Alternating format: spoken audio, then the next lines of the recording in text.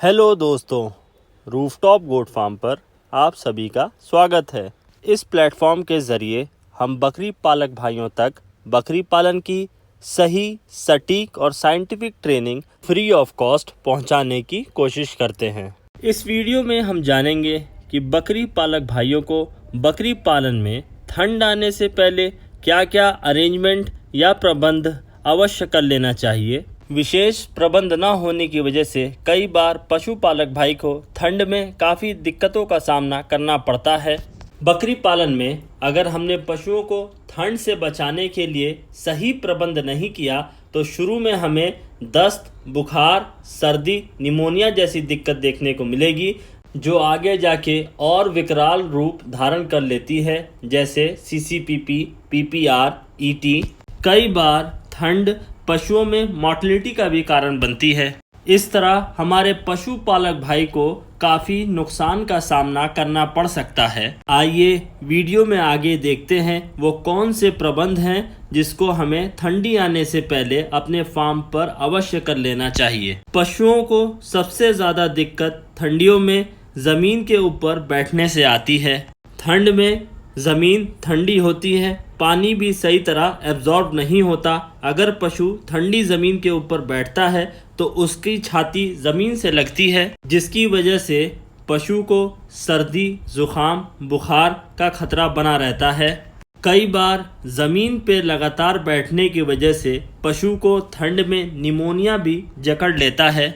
इन समस्याओं से बचने के लिए हमने अपने फार्म पर लकड़ी की चौकी बनवाई है जो ठंड में ठंडी नहीं होती। पशु इसके ऊपर बड़े आराम से मस्त होकर बैठता है। पशु से होने वाली गंदगी सब इसके नीचे चली जाती।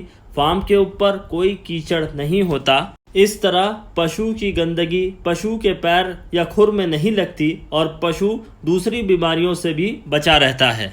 हमने अपने फार्म के लिए हैवी ड्यूटी चौकी बनवाई है। इसका नीचे का फ्रेम आप देख सकते हैं, पूरा लोहे का बना हुआ है और इसके ऊपर हमने पटरे रखे हैं।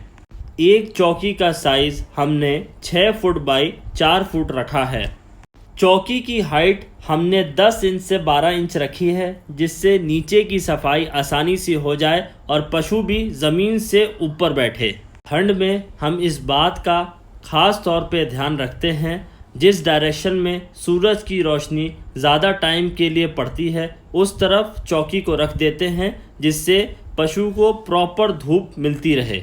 इन चौकियों का हमें दूसरा फ़ायदा ये मिलता है कि हमारी गाभिन बकरियां बड़े आराम से इन चौकियों के ऊपर बैठती है, जिसकी वजह से उन्हें प्रेगनेंसी के दौरान कोई दिक्कत नहीं आती। अक्सर हमने देखा है कि पशुओं के घुटने या पैर फूल जाते हैं। अगर हम पशुओं को चौकी पर बैठाने की आदत डालें तो इन समस्याओं से भी हम बच जाते हैं। पशु अगर ज़मीन के ऊपर बैठता है तो ज़मीन के ऊपर जो छोटे मोटे कीड़े होते हैं वो पशु के सीने पे या छाती पे घाव बना देते हैं, जिसकी वजह से पशु खाना पीना छोड़ देता है, वेट लॉस होने लगता है। ये सारी समस्याएं चौकी के ऊपर बैठने वाले पशु में देखने को नहीं मिलती। कई बार बकरी पालक भाइयों से ये भूल हो जाती है कि वो शेड के निर्माण में कम पैसे या कम लागत लगाते हैं। कम लागत वाला शेड उन्हें गर्मी से तो बचा लेता है, लेकिन बरसात और जाड़े में काफ़ी दिक्कतों का सामना उन्हें करना पड़ता है। इस तरह ठंड में हमें धूप की आवश्यकता पड़ती है, ठीक उसी तरह पशुओं को भी ठंड में धूप की आवश्यकता होती है। हमें ऐसे शेड का निर्माण करना चाहिए जिसमें दिन के टाइम अच्छी धूप आए, वहीं रात को वो पूरी तरह कवर हो जाए, जिससे पशुओं को ठंड से कोई दिक्कत ना हो। फार्मिंग की शुरुआत में हमने नॉर्मल लोहे की जाली का प्रयोग किया था। बाद में हमने ये पाया जब हमारे ब्रीडर एग्रेसिव हुए, एडल्ट हुए, प्रजनन के लिए तैयार हुए, तो आपस में लड़ाई की वजह से ये जालियां उनके सामने नहीं टिक पाई। बाद में हमने प्रॉपर मोटे लोहे की फ्रेमिंग करा के उन्हें एक सेफ और सिक्योर एनवायरनमेंट प्रदान किया। फार्म बनाते वक्त हमें इस बात का ध्यान रखना चाहिए हम ऐसा फार्म बनाएं जो हर वेदर और हर मौसम में हमारे पशु के लिए सूटेबल हो। वीडियो में हम देख सकते हैं हमारी फर्स्ट टाइम प्रेग्नेंट पार्ट धूप का आनंद खाने के बाद ले रही है। ऐसी छोटी छोटी चीज़ों का ध्यान रखने से पशुओं से मिलने वाला आउटपुट बढ़ जाता है। हमने अपने फार्म के ऊपर एक विशेष रूम का भी प्रबंध कर रखा है जिसमें हमने हीटर लगाया है। ये रूम छोटा है और हर तरफ से पक्का है। इसके अंदर हम ठंड बढ़ जाने पर पशुओं को या पशुओं के बच्चों को सेफली रखते हैं। पशुओं को ठंड के प्रकोप से बचाने के लिए हम अपने फार्म पर गीज़र का भी इस्तेमाल करते हैं।